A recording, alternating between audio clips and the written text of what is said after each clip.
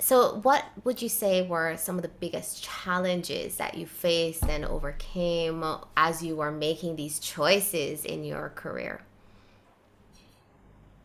So the biggest challenge for me in my career was probably working with difficult people. So at some point, I had to work with somebody that was really causing me a lot of stress.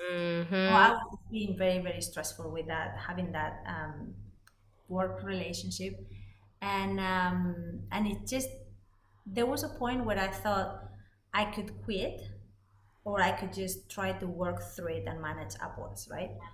And then I took it on myself as this is gonna be my challenge and it's gonna be my learning challenge. So I'm gonna get thicker skin and I'm gonna manage upwards this person in the sense of like it's gonna be my learning challenge. So when I started seeing it like that, it became like even like a game, you know. So I would choose my strategies and my way of communicating, or sometimes flying below the radar, like in order to survive.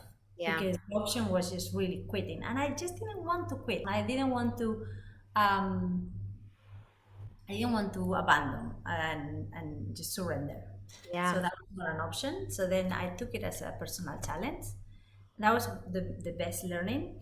And then there Wait, is I love that story. I just want to say that so many of our clients or individual clients come to us because they are at that point of quitting their jobs, whether it's difficult relationship with their team or whatever other reason. And so it's so interesting that you were at that point, but you chose not to try to navigate it and learn and grow in that experience. It's hard to do because I like to say a challenging environment, a toxic environment could change you before you change it.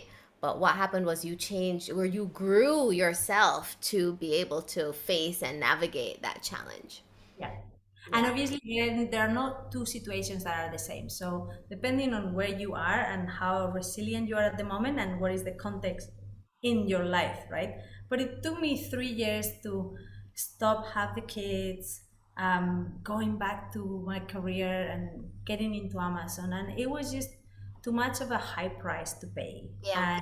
And then I felt resilient and strong enough that I could do it. I'm not saying that in every step in my life I will have done the same. Yeah. Yeah. Um, but yeah, at that point, that worked.